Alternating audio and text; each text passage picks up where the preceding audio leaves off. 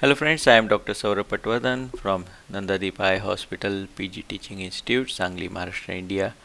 And in this video, I'll be speaking about a case of soft cataract. I'm going to use plate haptic trifocal IOL and why we have to be little more meticulous about IOL insertion.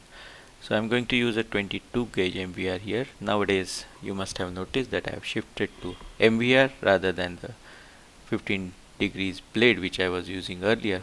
This gives more controlled and more reliable size of the incision, and also in case of inadvertent patient's eye movement it doesn't make the incision larger, which is a good thing. So the capsulorhexis using the center of triangle principle meticulously followed. You can watch the video on center of triangle rule, which is very important when you are doing CCC using cystitome.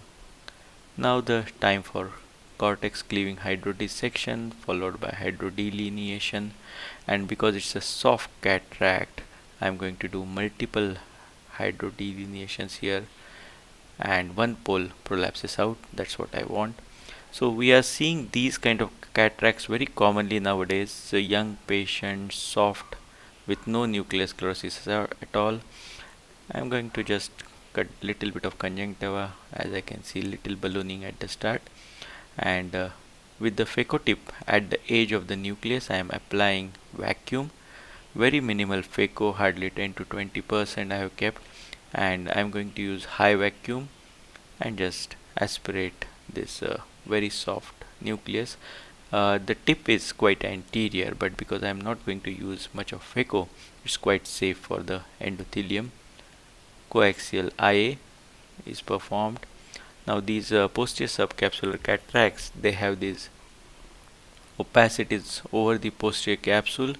Some of them are loose fibers, dead fibers, so you can just polish them off, or you can do hydropolish by the jets of fluid.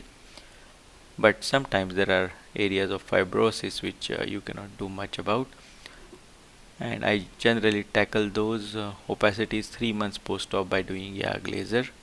That's the safer way to do it.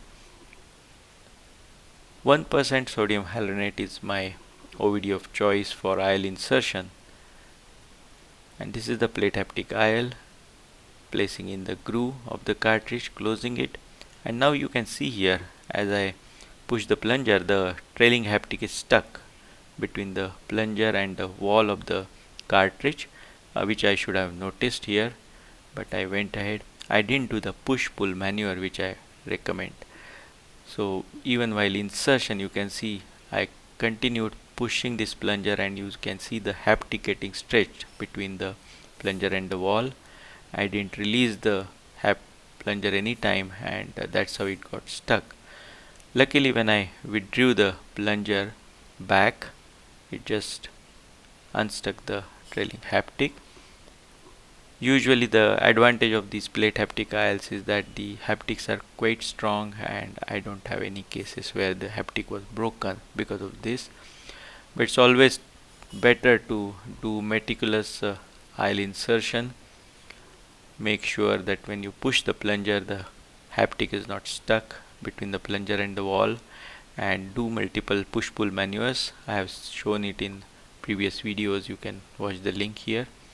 The advantage of using 1% hyaluronate is that it just gets washed off very quickly, so a quicker visco removal and clean anterior chamber means happier post-operative course. These patients are extremely comfortable, no more pain or little bit of eye ache post-operatively or headache, which happens if there is a visco remaining in the anterior chamber. So there are many more videos on my YouTube channel. You can also join the Facebook page phacotraining.org.in, subscribe to my YouTube channel, and visit our website phacotraining.org.in. Thank you so much.